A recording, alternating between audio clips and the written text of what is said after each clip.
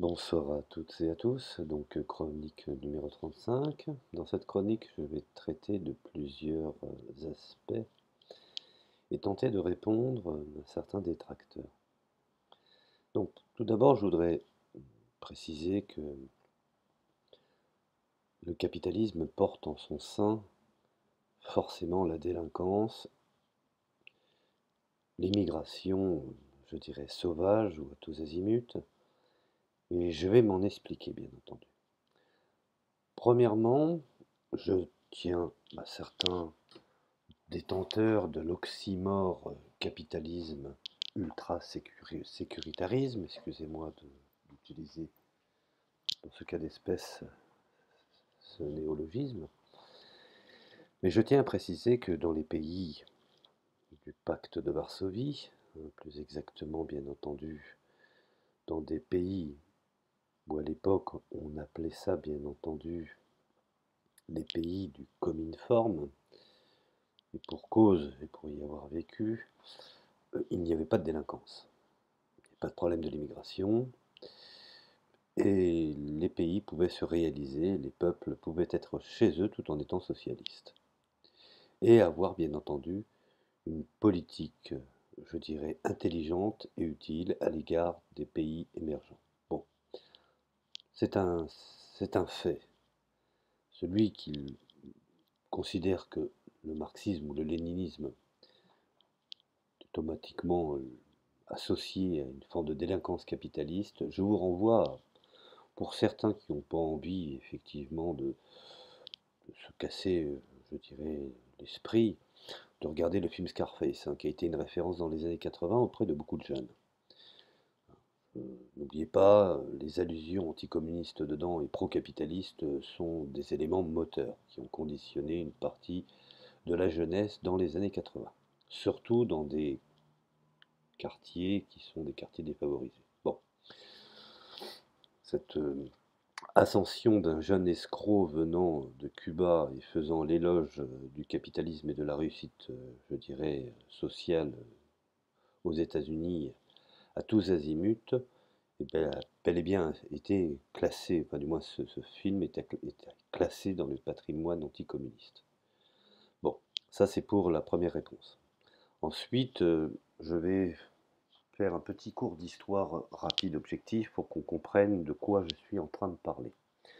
Je me suis permis de faire un montage d'une petite map monde entre les différences des conséquences du capitalisme et du socialisme. Alors effectivement, le socialisme dans les pays de l'Est a généré un certain totalitarisme, je ne le nie pas. Mais il faut rendre à César ce qui appartient à César. Dans les pays comme la RDA jusqu'à l'Union soviétique, il n'y avait pas de délinquance capitaliste. Aujourd'hui, la conséquence des États-Unis, effectivement, dans cette société d'ultra-consommation, où tout le monde, bien entendu, ne peut pas y accéder, eh ben, cela fait un appel d'air et attire les appétits du monde entier. Donc, c'est bel et bien un problème, je dirais, de l'économie de marché, de la mondialisation et du capitalisme dans ces pays-là, qui, par voie de conséquence, orchestrent la délinquance. Et si effectivement il y a des libéraux libertaires que certains confondent et appellent marxistes sociétales, euh, ils sont affiliés, comme disait Kluskar, à une démarche capitaliste. Bref, bon, je vais commencer par l'explication de ce que a été finalement, en faisant une petite synthèse, sur la guerre froide. Alors, que les choses soient claires pour qu'on puisse bien comprendre ce qui reste aujourd'hui, qui est un élément important, c'est-à-dire, comme par exemple le groupe de Visegrad, qui a été très marqué, puisque ce sont des pays qui ont appartenu au pacte de Varsovie, et qui ont été très marqués pendant très longtemps, effectivement, par des démocraties populaires, et qui avaient, au fond, une entité nationale, une entité patriotique. Bon, bon, je vais commencer. La guerre froide, je dirais qu'il a été effectivement une période de tension et de confrontation idéologique et politique entre les États-Unis et l'URSS, pour que les gens comprennent bien. Chaque camp combat l'autre tout en évitant de déclencher une guerre ouverte ou frontale. Alors, ce qu'il faut comprendre, pourquoi le monde s'est divisé en deux blocs. Bien entendu, les capitalistes aujourd'hui disent que le mur de la honte est tombé, que le mur de l'oppression et du totalitarisme est tombé. Alors certes, il est tombé, mais pour donner quelle perspective? La perspective immigrationniste mondiale voulue par la politique d'organisation de l'économie de marché, du capitalisme, c'est une des conséquences. Il suffit d'avoir une petite lecture historique sans pour autant rentrer, je dirais, dans une analyse complexe et délicate de l'histoire. Donc, commençons. En 1947, on peut considérer que cette période est marquée par la rupture de la Grande Alliance. Cette année voit, je dirais, la mise en place d'un ensemble de plans destinés à freiner l'avancée du communisme qui s'impose parfois par la force dans les anciens pays nazis, quitte à un moment donné, utiliser même le savoir des nazis, c'est ce qu'ont fait les Anglais et les Américains. On ne vais pas faire un audio là-dessus, parce que le temps me serait assez long, mais c'est un fait établi. Ensuite, nous avons la doctrine Truman. Alors, la doctrine Truman est une, je dirais, des premières bases de la lutte contre le communisme mise en place par les États-Unis. Le 12 mars 1947, Harry Truman, alors président des États-Unis, annonce son intention d'apporter une aide économique et militaire aux pays souhaitant s'opposer aux pressions communistes. Nous avons en deuxième, je dirais en deuxième étape également le plan Marshall, que certains ont appelé, je dirais entre guillemets, la soupape économique des Trente Glorieuses. Alors le plan Marshall sera la seconde pierre, comme je viens de le préciser, dans la volonté des États-Unis de lutter contre le communisme et plus particulièrement contre Staline. Le 5 juin 1947, le secrétaire d'État américain, George Marshall, propose l'idée d'une aide à l'Europe afin qu'elle puisse se reconstruire. C'est également une façon de lutter contre la misère qui risque de favoriser le communisme et en même temps y apporter le modèle américain de consommation en Europe. Je vous renvoie à Kluskar, Michel Kluskar, sur ses travaux très intéressants. Ce plan est signé le 3 avril 1948. Si l'Europe de l'Ouest accepte, l'URSS et l'Europe de l'Est, déjà sous influence communiste, refusent une part, je dirais, de ces 13 milliards de dollars. Grosso modo, peu après une rupture apparaît dans les coalitions nationales issues de l'après-guerre, à l'Ouest bien entendu, les quelques ministres communistes sont renvoyés des gouvernements. À l'Est, en réponse à la doctrine Truman, est mise en place la doctrine Jahdanov. Donc je vous le renvoie à cette fameuse doctrine. Donc en septembre 1947, de la même façon que la doctrine Truman, cette doctrine prône la séparation du monde en deux blocs, un bloc impérialiste, capitaliste, générant un idéal de consommation, et un bloc anti-impérialiste, bien entendu, représenté par l'Ouest. Donc, là, nous avons aujourd'hui, avec cette doctrine, donc la doctrine Jahdanov et la doctrine Truman, d'une partie les pays dits capitalistes, et de l'autre côté le bloc dit impérialiste, donc des pays qui ont plus ou moins comme idéologie du pouvoir la conception marxiste-léniniste. Bon, tout en ayant bien entendu, on oublie cet apport très important du fait national. Bon, ça c'est encore un autre problème. Alors effectivement, oui, nous avons le coup de Prague, par exemple, en février 1948, qui sera des véritables, je dirais, problématiques, voire une cassure entre les deux blocs. Donc reprenons un petit peu l'histoire d'une façon rapide. On peut considérer que la Tchécoslovaquie, qui est un pays à la fois démocratique et communiste, l'annonce du plan Marshall vient mettre un terme à cette cohabitation. La crise que déclenche ce même plan amène le président de ce pays à créer un nouveau gouvernement composé uniquement de communistes. Donc la Tchécoslovaquie devient une démocratie populaire. Bon, après il y a le rapport Khrouchtchev. Beaucoup de travaux ont été faits, je dirais, pour expliquer cette période et bien entendu aussi bien les anti comme les pour. Bon, alors suite à la rupture de la Grande Alliance, nous avons deux blocs qui se forment. Le bloc de l'Ouest, donc on peut définir ou qualifier comme le camp impérialiste, qui est composé de démocratie entre guillemets, avec différents partis politiques, un parlement élu qui entendent faire respecter les libertés individuelles de chaque citoyen. Bon. Alors, ce sont des pays régis par une économie capitaliste, libérale, avec des nuances, bien que, même si ces pays, je dirais, ne sont pas monolithiques, puisque on peut pénétrer à l'intérieur de la France, par exemple, du général de Gaulle, qui lui-même a fait sortir le pays de l'OTAN, donc du commandement intégré, et qui s'est opposé à la, je dirais, à la conception capitaliste états-unienne. Donc vous voyez que les choses ne sont pas si simples. Bon.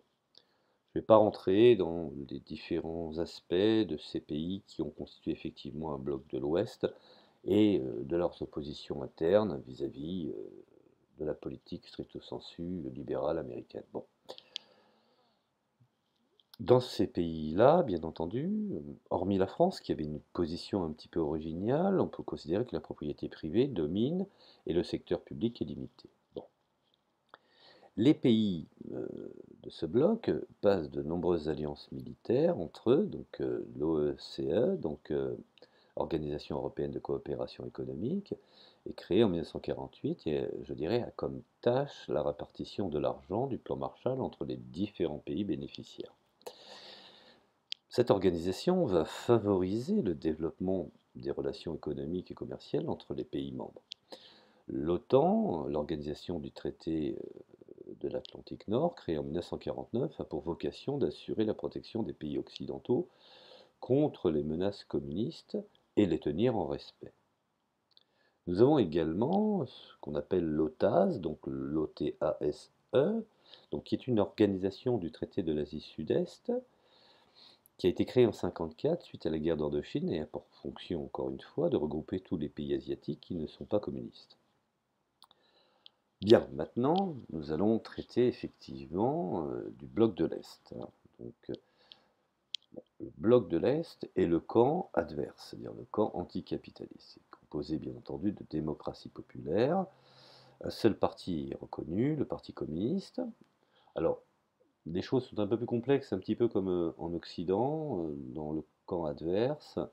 Effectivement, il y a un parti unique qui tranche, mais il y a des représentations. Je prends par exemple l'Allemagne de l'Est, une multitude de partis d'opposition siégeaient, je dirais, pas au gouvernement, mais en définitive, c'était le Parti socialiste unifié qui tranchait. Mais l'existence de partis libéraux, même religieux, euh, n'était pas interdit. Bon, ça c'est pour la petite nuance. J'ai nuancé du côté, je dirais, du côté occidental, et je tiens également, en totale équité, à nuancer du côté anti-impérial. Bon. Bon, à ce titre, le Cominform regroupe les représentants des pays communistes, et ces différents pays appliquent les principes du marxisme-léniniste, dont on pourrait qualifier entre guillemets, qui était plutôt une théorie qu'une pratique réelle au quotidien, la dictature du prolétariat. Bon.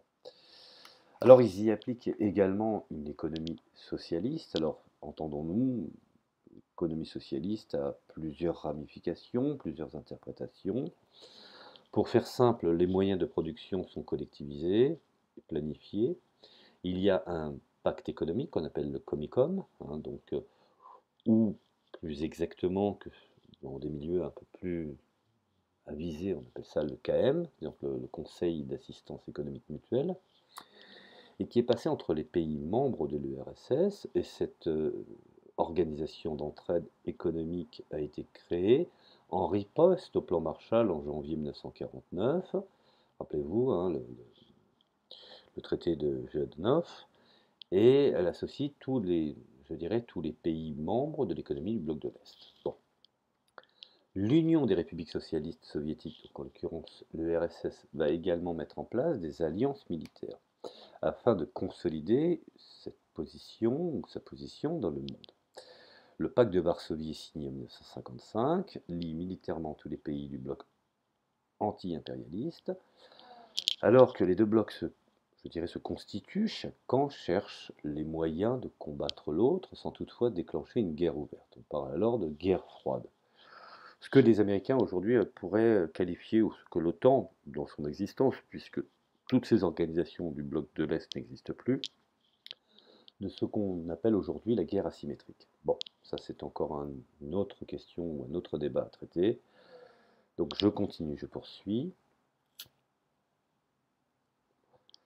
La guerre froide est un conflit idéologique multiforme. C'est pour ça qu'on nous rejoue le coup de la guerre froide aujourd'hui contre la Russie. Donc c'est un conflit idéologique multiforme, qu'on pourrait appeler aujourd'hui asymétrique, dans les deux camps. On retrouve une forte propagande à l'encontre de l'autre camp, hein, et je tiens à préciser que on a toujours dénoncé les propagandes ou la subversion du camp du bloc de l'Est, mais on n'a jamais dénoncé effectivement la subversion du bloc de l'Ouest. Bon, ça c'est un fait. Bon. Donc les deux fractions s'espionnent mutuellement, les opposants sont recherchés, hein, rappelez-vous, l'anticommunisme du macartisme aux États-Unis et effectivement la chasse au titisme dans certains pays de démocratie populaire inféodés à Moscou. Bon, effectivement, agents et militants communistes sont recherchés par exemple aux États-Unis, pour ne parler de cette période-là, période qui est bien entendu également connue sous le nom de chasse aux sorcières. Tout communiste est réprimé, rappelez-vous également les évictions de Charlie Chaplin, Costa Gavras et d'autres, y compris même dans le monde de la culture et de l'art aux États-Unis. Sorte de mise en place de la phobie également, de l'espionnage, qui pousse à une course à l'armement dans les deux camps, et plus particulièrement une course à l'armement nucléaire. Et nous avons la conséquence, dès 1953, les deux camps possèdent la bombe atomique. Bon, un autre problème apparaît, celui du blocus de Berlin. Nous avons également les trois zones, puisqu'apparaît justement la limite entre ce que les communistes détermineront comme étant le mur anti-bourgeois et de l'autre côté le mur totalitaire. Dans ces trois zones de Berlin-Ouest forment une enclave en pleine Allemagne de l'Est, ce qui est de plus en plus, je dirais, intolérable, aussi bien d'un camp comme de l'autre. Bon. Aux yeux de Staline, par exemple, il décide de tenter un coup de force après la déclaration, bien entendu, de la République fédérale allemande de faire une unité monétaire, basée bien entendu sur une conception capitaliste. Quelque temps plus tard, la République démocratique allemande se voit également déclarer son indépendance, car refusant de s'aligner sur le modèle économique et plus exactement monétaire de la République fédérale allemande. Bon, alors on peut considérer qu'à partir de là, les accès sont coupés afin d'asphyxier une ville, un blocus qui va durer je dirais, de juin 1948 à mai 1949. Les Américains, pour qui Berlin est devenu un symbole et le poste avancé du monde libre, de la liberté d'entreprendre, du capitalisme à tous azimuts, à l'Est, réagissent immédiatement, je dirais, par un pont aérien en mai 1949 face à leur échec et l'organisation, soyons reconnaissants, parfaite des Américains, les Soviétiques abandonnent le blocus. Bon. À l'Ouest, pour planter le décor, pour que les choses soient claires, la RFA, donc la République fédérale allemande, qui est créée le 23 mai 1949, et à l'Est, la RDA, République démocratique allemande, qui est créée le 7 octobre 1949. Alors je tiens à préciser là-dessus Quelle est la première république qui a été déclarée? C'est bel et bien la RFA. Quelle est la seconde, le 7 octobre? La RDA. Donc pourquoi la RDA n'a pas été la première? C'est une question que je pose. Donc, si la RFA a estimé, par l'impulsion des Américains, qu'il fallait créer une entité allemande indépendamment de la région de l'Est, ou dans l'espoir que l'Est allait suivre, ben, la chose n'a pas été selon leur plan d'organisation, puisque la RDA a répondu effectivement par son autodétermination et son indépendance quelques mois plus tard. Donc à partir de 61, un mur est construit pour des problèmes qui sont, je dirais, assez complexes. Il suffit de reprendre les archives de la RDA. Je travaille encore dessus maintenant depuis à peu près plus de 2 ans. Et on voit effectivement que les infiltrations, les manipulations et, je dirais, l'espionnage de l'Ouest était aussi conséquent qu'à l'Est. Donc c'est pour ça que je mettrai un bémol là-dessus. Donc à partir de 61, un mur est construit entre les deux, je dirais, entre les deux Allemagnes, plus particulièrement entre les deux Berlins, Berlin-Ouest et Berlin-Est.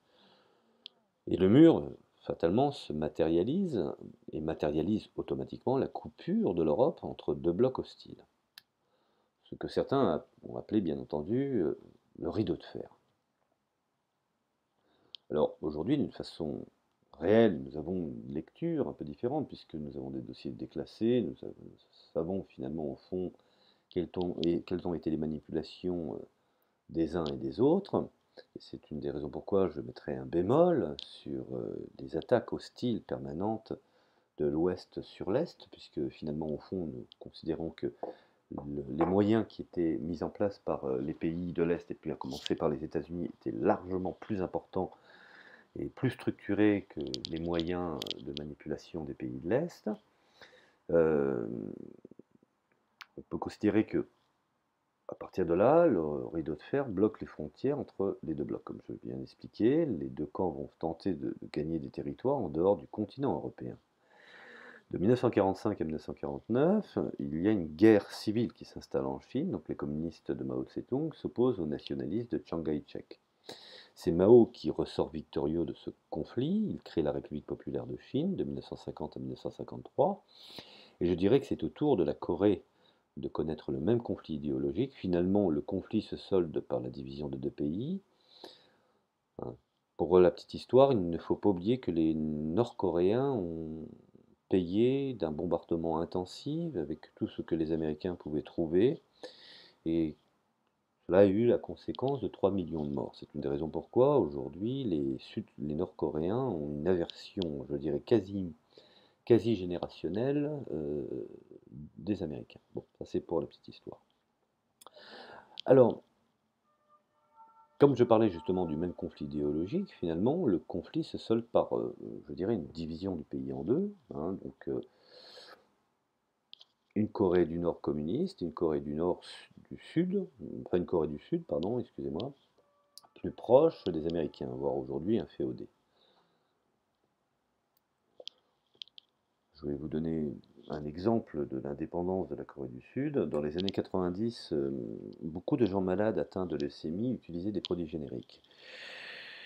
Les Américains qui, bien entendu, imposaient l'utilisation de produits marqués, donc de produits qui étaient considérés comme étant propriété intellectuelle, luttaient contre le générique, et bien entendu ont fait pression sur le ministre de la Santé, qui lui-même a été dans l'obligation de démissionner, et dont les gens atteints de leucémie en Corée du Sud, se voyant interdire l'utilisation de produits génériques, devaient utiliser des produits qu'on appelle estampillés, c'est-à-dire des produits de marque.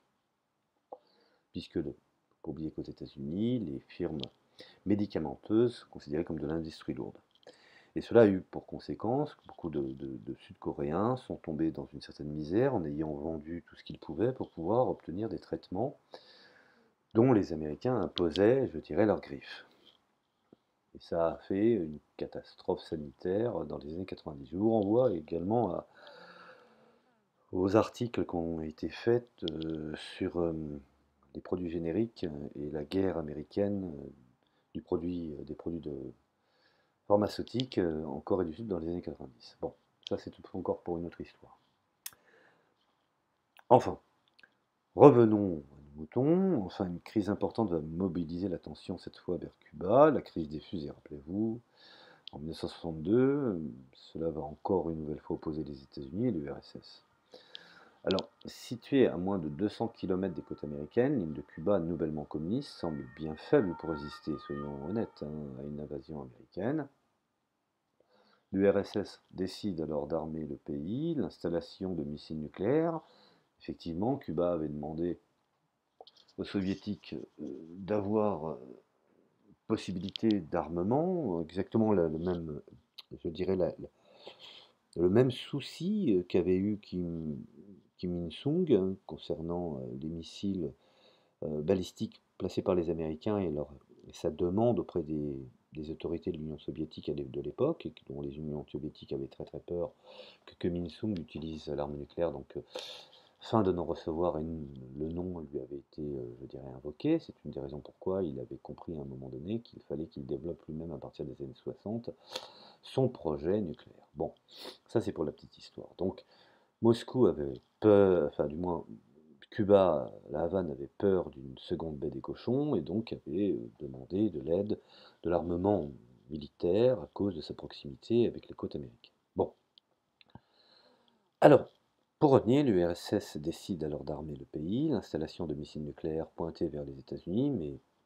non seulement le pays en cette crise, mais il faudra toute la diplomatie des deux camps pour ne pas plonger dans une, je dirais, une escalade ou un apocalypse, je dirais, nucléaire. Donc l'URSS retire, après une négociation avec, rappelez-vous, Khrouchtchev et Kennedy, donc l'URSS retire ses missiles sur la promesse signée de John Kennedy et de ne pas envahir Cuba. Donc vous voyez, quand on met les idées à l'endroit, qu'on évite la propagande, qu'on essaye d'être objectif, on peut comprendre chaque partie. C'est très très important. Donc nous avons les concessions entre les deux puissances qui vont permettre d'engager un mouvement de détente entre les deux blocs, annonciateur de la future finalement au fond chute de l'URSS, car les États-Unis n'ont jamais arrêté leur propagande de déstabilisation dans les pays de l'Est, en pratiquant le sabotage à tous azimuts. Et donc effectivement, ce sont les pays de l'Est qui ont sombré, et en cela il suffit aujourd'hui, les experts, aussi bien de l'université de Moscou que dans d'autres régions du monde, des gens sont en train de réanalyser, réinterpréter finalement au fond à la lucarne des dossiers déclassifiés, ce que je fais aujourd'hui sur la RDA, des informations qui finalement au fond étaient la doxa de propagande du camp anti-soviétique ou voire anticommuniste. Donc c'est assez complexe. Bon. Ce qui est assez étonnant, c'est de voir même chez ceux qui prônent aujourd'hui l'anti-subversisme, l'anti-manipulation, d'utiliser encore aujourd'hui, inconsciemment ou consciemment, je ne sais pas, quel est leur degré, quelle est leur, je dirais, leur implication, je dirais, des dialectiques de la propagande de l'Ouest. On parle par exemple d'Allemagne soviétique, mais on ne parle pas d'Allemagne américaine. Hein. On ne dit pas la République américano-fédérale. Mais par contre, on a dit c'est la RDA, c'est la République soviétique d'Allemagne. Enfin bon, ça c'est pour la petite histoire. Bon, alors, pour bien expliquer, pourquoi le monde se divise en deux blocs opposés. Donc, pour bien comprendre, on a l'année 47, donc la rupture de la Grande Alliance, donc formation des blocs, qui a donné par conséquence la guerre froide. Ensuite, nous avons bien entendu dans cette séparation la doctrine Truman, qui est l'aide économique et militaire aux pays qui veulent lutter contre le communisme, globalement. Donc, fatalement, nous avons le bloc de l'Ouest, qui est le bloc impérialiste, donc démocratie avec des partis politiques et un parlement élu, dont l'économie capitaliste et libérale, et dont effectivement les alliances militaires se traduisent par l'organisation de l'OTAN, l'OTAS ou le SCE. Bon. La conséquence, c'est que nous avons conflit multiforme, ce que maintenant on déterminerait comme conflit asymétrique, dans les deux camps. Donc nous avons des problématiques de propagande d'espionnage, le macartisme par exemple, la chasse aux sorcières, la course à l'armement, ou la course tout bonnement à l'armement nucléaire. D'autre part, nous avons une avancée ensuite qui a été le plan Marshall, donc l'aide financière pour la reconstruction refusée par l'URSS et l'Europe de l'Est, car à travers, comme disait Kluskar, des aides économiques, nous pouvons y voir également aussi un entrisme d'un nouveau modèle. Bon, ce qui n'est pas faux en soi, hein. Bon, ce plan Marshall a été signé le 3 avril 1948 par le président Truman. Le bloc de l'Est, comme je l'ai précisé, le camp anti-impérialiste, dont effectivement la doxa en matière politique et la démocratie populaire, donc le parti communiste, le Cominform et une certaine conception, entre guillemets, interprétative de la dictature du prolétariat. Nous avons l'économie, qui est une économie socialiste, ou qu'on pourrait qualifier de planifiée, ou d'une économie de planification, qui est le KEM, qui est le pacte économique, et dont, effectivement, à l'instar du camp adverse, l'alliance militaire, qui, d'une manière générale, est le pacte de Varsovie, mis en place en 1955. La conséquence, c'est que nous avons le blocus de Berlin, une enclave de Berlin-Ouest, dans la zone d'occupation soviétique, présent au checkpoint, mais on oublie également checkpoint Charlie, avec la présence américaine, française, anglaise, donc, et dont la capitale n'est pas Berlin, mais effectivement Bonn. Bon. Donc nous avons des ponts aériens américains à l'ouest, hein, création de la RFA, hein, et puis à l'est, la création de la RDA. Bon.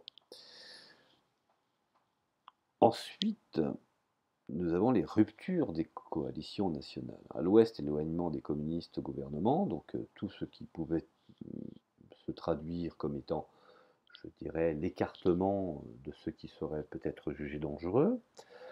À l'est, nous avons la doctrine, ce qu'on appelle la doctrine Yadonov, qui est anti-impérialiste, dont effectivement Annie Croche, au même titre que le macartisme aux États-Unis. Nous avons la problématique également du coup d'État, du coup de Prague en février 1948, qui se solde par l'arrivée effectivement d'une démocratie populaire tchèque. Bon.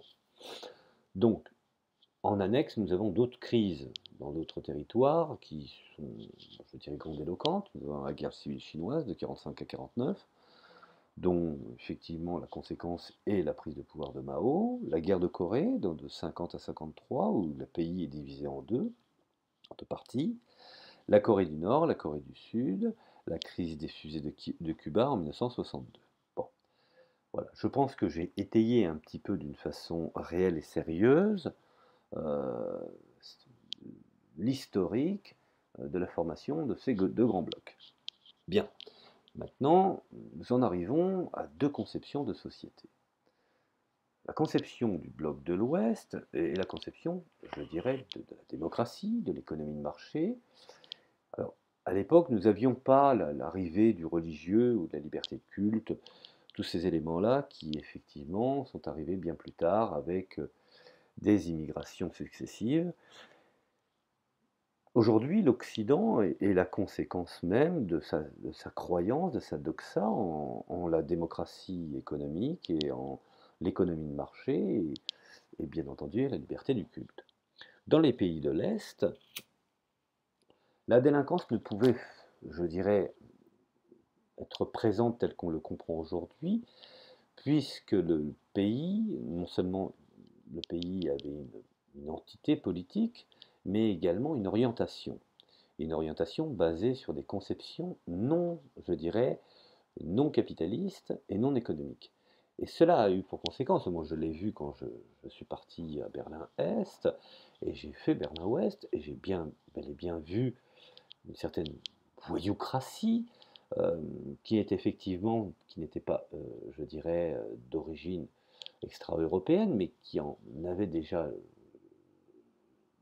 des graines, donc une certaine voyoucratie à l'ouest, et puis un ordre, une jeunesse extrêmement organisée, avec une doxa, une praxis, une psyché à l'est. Donc, il n'est pas étonnant que le capitalisme génère la délinquance, génère effectivement la jalousie de possession matérielle et automatiquement l'intérêt et l'engouement d'une multitude de structures patronales voulant utiliser l'immigration contre déjà d'une part l'autochtone voulant avoir sa souveraineté comme pouvait être la souveraineté je dirais, des pays de l'Est. Hein. Alors, bien entendu, certains me diront oui, mais ils n'étaient pas souverains dans l'idéologie, tout le monde était imposé au marxisme-léninisme. Ceci étant, les pays restaient encore, je dirais, assez, je dirais, cocagne dans leur vécu. Moi, je me souviens d'avoir même dormi à Alexanderplatz à côté d'une fontaine avec des amis et nous n'avions aucun problème. Alors, effectivement, nous voyions passer des membres de la Stasi, des militaires de la GA, mais hormis cela, il n'y avait à proprement dit pas de souci. Les gens pouvaient se balader et il n'y avait aucune pesanteur que nous trouvons dans les pays capitalistes, cette pesanteur qui nous pèse d'une manière générale euh, par, je dirais, le- l'agressivité envieuse et jalouse de la possession matérielle et dont les conséquences aujourd'hui fait en sorte que soit la migration est organisée par des prélats comme par exemple le cas de Soros, pour détruire les entités sociales des pays qui ont lutté pendant très longtemps. Et donc, effectivement, cela est une des normes également du capitalisme, hein, n'en déplaise à certains. Et donc, je vais terminer par cela. Donc, je viens défendre ces pays qui, effectivement, aujourd'hui n'existent plus, mais qui ont existé. Et beaucoup de témoins, ce qui a été mon cas, sont là pour remettre les idées en place en disant que dans ces démocraties, il n'y avait pas de délinquance et il n'y avait pas de problème d'immigration. Donc, d'assimiler le marxisme et le léninisme à une sorte de délinquance ou d'une volonté de détruire les États par le biais d'utilisation de migrants, euh, je vous renvoie au livre d'histoire, je vous renvoie aux témoins lumineux de l'époque, je vous renvoie à l'existence même de ces pays et vous verrez que ce, ce- ce concept émane plutôt, je dirais, premièrement, a fortiori des États-Unis, et puis ensuite du modèle qu'ils ont effectivement su implanter dans les autres pays de la zone, je dirais, des pays de l'OTAN. Donc voilà, cela est terminé pour la première, je dirais, la chronique numéro 35, et je vais l'intituler chronique numéro 35, petit a. Je ferai ensuite la chronique numéro 35, petit b, parce que je pense que je viens de planter le décor, et j'irai d'évolution en évolution pour expliquer pourquoi le capitalisme porte en son sein la délinquance, même la plus basique, jusqu'à la plus importante, celle des cols blancs, et pourquoi dans les démocraties populaires de l'Est, euh, qui ont aujourd'hui encore, comme le pacte de Visegrad, sont des pays qui ont eu la conséquence de l'existence des démocraties populaires, donc des pays qui sont restés assez, je dirais, assez purs dans leur conception, pourquoi aujourd'hui ils se rebellent vis-à-vis de la doxa euh, de la liberté, égalité, supermarché des pays de l'OTAN. Voilà, je vous remercie de m'avoir écouté. Fin de la chronique A, fin du petit A de la chronique 35.